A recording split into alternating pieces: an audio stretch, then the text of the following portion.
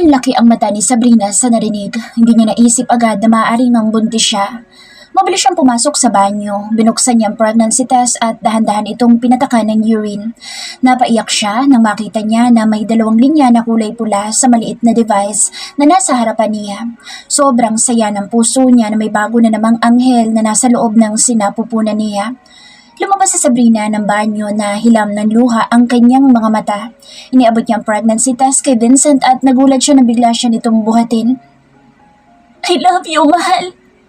Thank you sa napakagandang regalo mo sa akin. Naiiyak na ring sabi ni Vincent. Congrats po sa inyong baby. Normal lang po ang nararamdaman ni Mrs. sa kanyang sarili.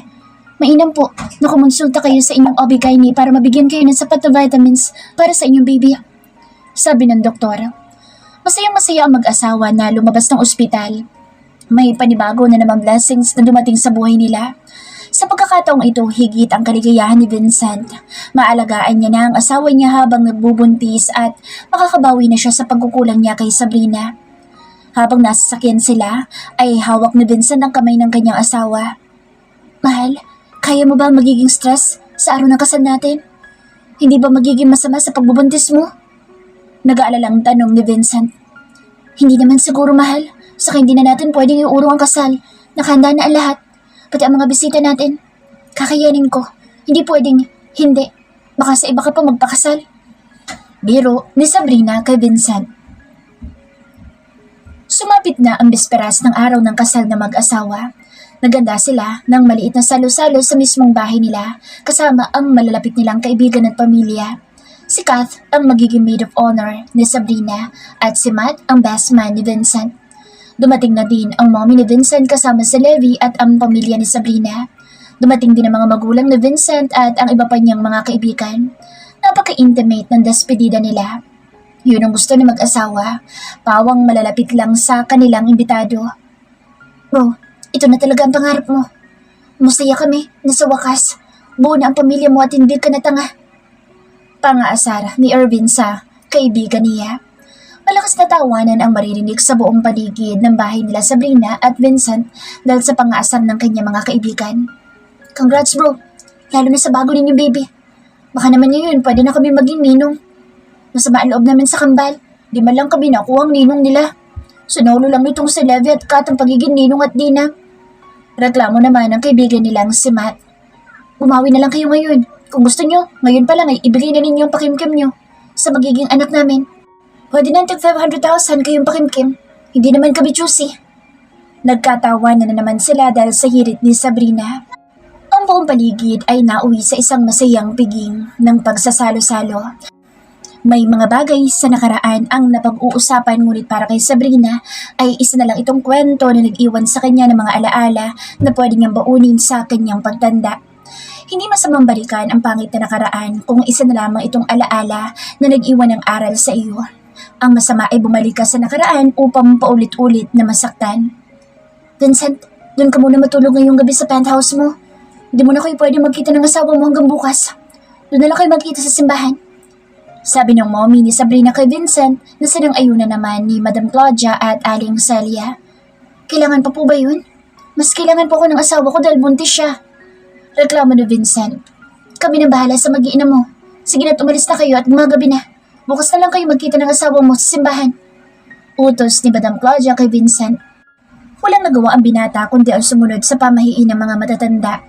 Hindi niya man ito gusto ay sinunod niya na lang para wala na silang pagtalunan pa. Isang gabi lang naman ang titiisin niya at ang kapalit nito ay ang panghabang buhay na nilang kaligayahan na buong pamilya. Ang matagal ng pangarap ni Sabrina na buo at masayang pamilya ay matutupad na. Ilang oras na lang ay muli na naman siyang magiging Mrs. Gomez. Ang kaibahan lang ngayon ay hindi na siya tinatago.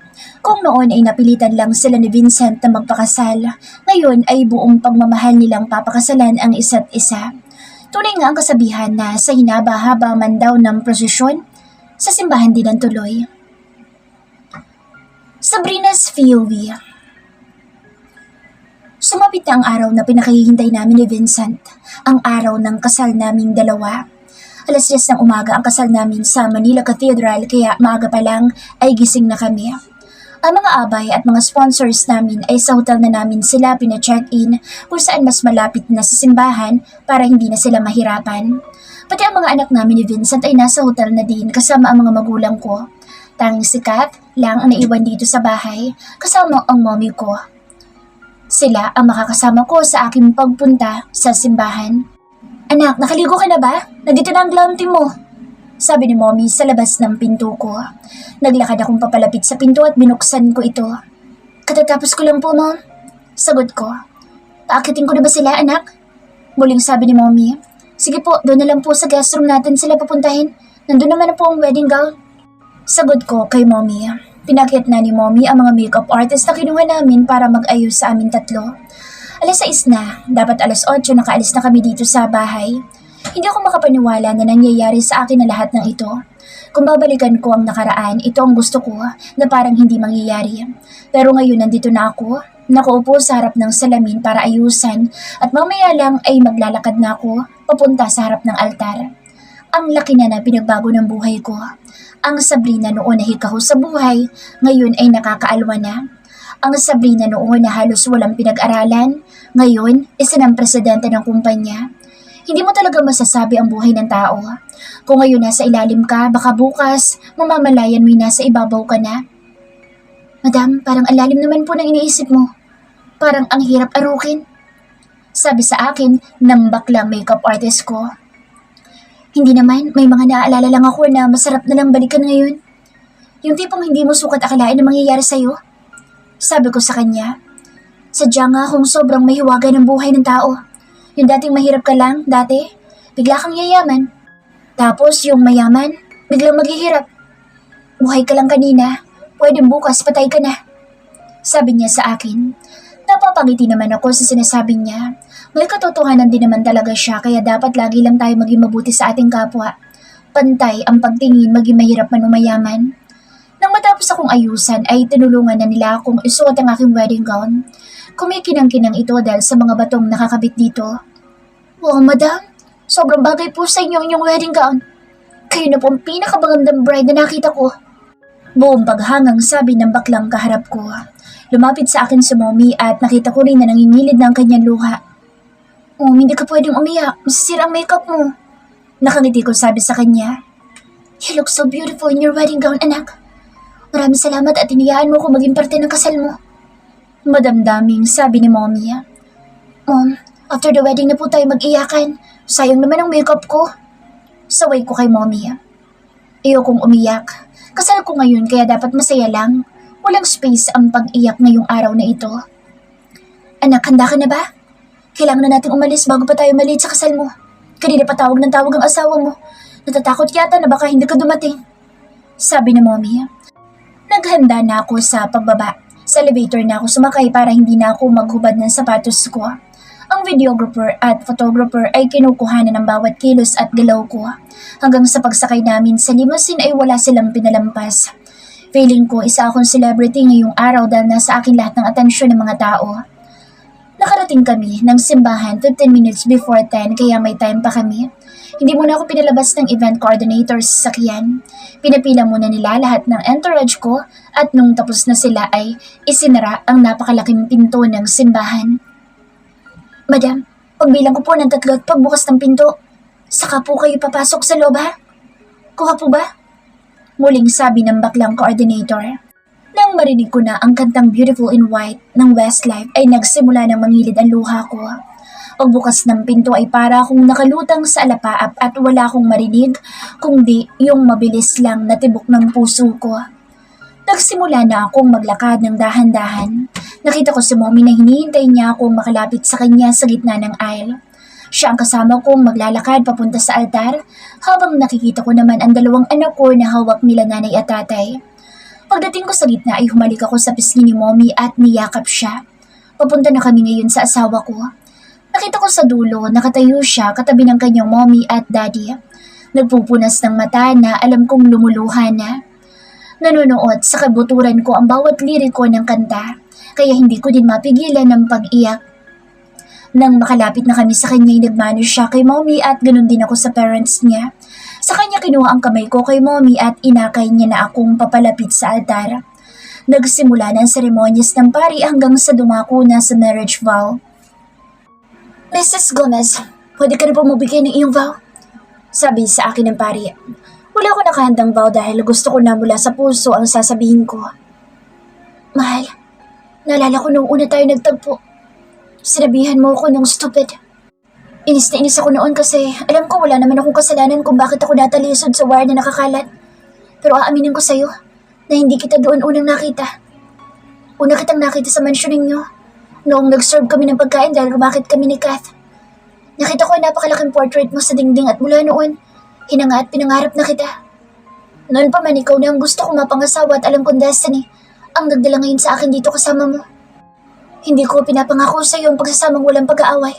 Bagkus, sisikapin kong mahalin lahat ng kahinaan mo at mga pagkukulang mo. Lagi lang ako sa tabi mo para suportahan lahat ng wins and lost mo. At higit sa lahat, dahil sa wakas nakita mo din ang kagandahan ko at kung gaano kawakas ang pagmamahal ko sa iyo at sa mga anak natin. Sabrina, alam ko marami na ako naging kasalanan sa iyo. Nagpapasalamat ako dahil sa sobrang dalisay ng puso mo. Kung hindi dahil sa iyo, hindi ko mararanasan ang tunay na pagmamahal. Ikaw lang ang nagpakita sa akin kung paano ba talaga dapat ang magmahal. Pero dahil sa iyo, natutunan ko kung gaano kahalaga ang tiwala sa ating relasyon. I will not promise a perfect life with you, but I promise to be a perfect husband to you. Ikaw lang ang nag-iisang babae na mamahalin ko. Ngayon, bukas at hanggang sa dulo ng walang hanggan.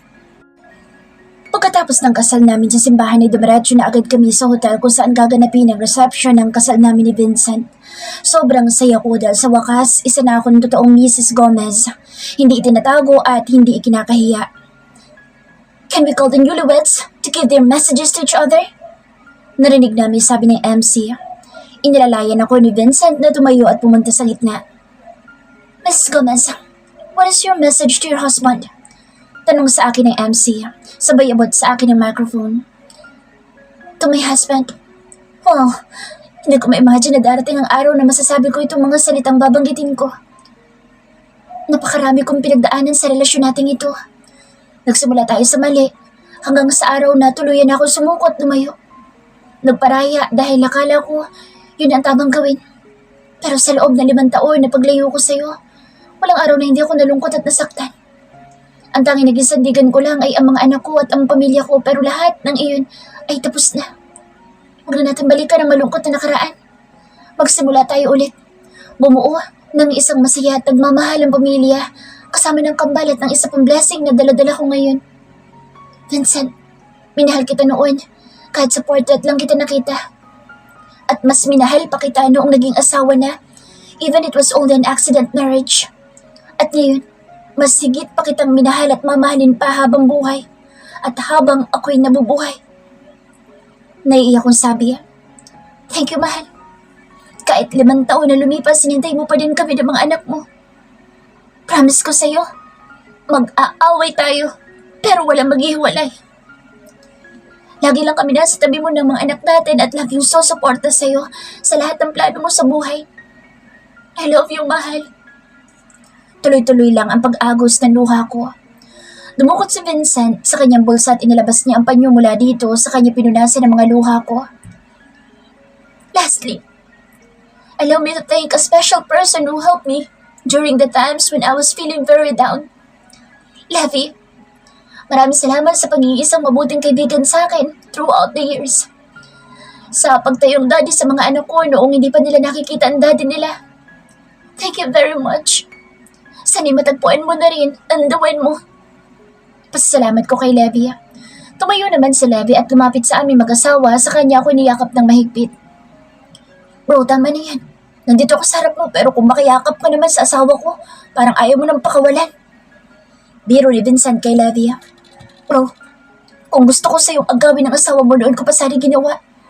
Pero ang gusto ni Sabrina, yung pangit na kagaya mo kaya wala na akong magawa. Pabirong sagot din ni Levi. Sir Vincent, would you like to give a message to your wife? Tanong ng MC sa kainabot kay Vincent ang mic. To my beautiful wife, first, I would like to say sorry for all the pain I've caused you.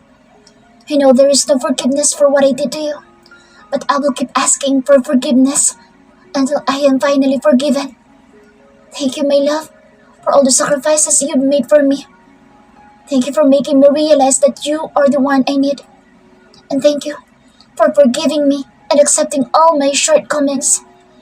I promise, from now on, that you are the only woman I love, and you are the only one for the rest of my life. Naiiyak na sabi sa akin ni Vincent. Narinig ko ang malakas na palakpakan ng mga bisita. Nakita ko rin ang mga magulang namin na umiiyak. Lumapit sila sa amin at niyakap kami mag-asawa. Congratulations mga anak! Naway manatiling matatag ang pagsasama ninyong dalawa. Alagaan ninyong mabuti ang aming mga apo at bigyan niyo pa kami ng maraming apo. Masayang saad ni Mommy Claudia. Masayang-masaya kami mga magulang ninyo dahil sa wakas na buo din namin ang pamilya ninyo. Sabi ni Mommy. Mom, meron po ba kayong hindi sinasabi sa amin? Sabi ko kay Mommy Helena na pinasingkit ko pa ang aking mata. Saka na natin yung pag-usapan kapag tapos na ang kasal ninyo. Sagot nila sa amin. May pakiramdam ako na may ginawa sila kaya kami nakita ni Vincent dito pag-uwi namin.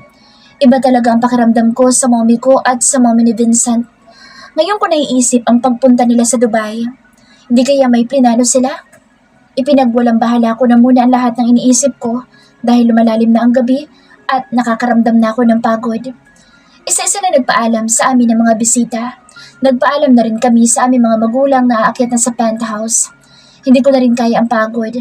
Inaya na ako ni Vincent na umalis. Ginamit namin ang private lift niya. Ang mga anak naman namin ay kasama nila ang mga yaya nila at sa ibang rooms sila naka-check-in. Paglabas namin ng elevator ay agad akong binuhat ni Vincent ng pa-bridal style. Saka siya naglakad papasok sa penthouse niya. Namiss ko to. Naalala ko pa kung paano akong kinigi noon kapag nakikita kitang dumadaan sa hallway kapag naglilinis ako ng mga rooms. Nakangiti ko sabi. Ang sarap balikan ng mga alaala natin noon. Mayroong masakit pero para sa akin ay parte lang iyon ng pagsasama natin. Kaya tayo naging mas matibay na ngayon. Muli kong sabi sa kanya. Inilapag niya ako sa kama sa kanya hinubad ang zipper ng gown ko. Pumasok siya sa banyo at narinig kong binuksan niya ang jacuzzi. Muli siya lumabas at lumapit sa akin.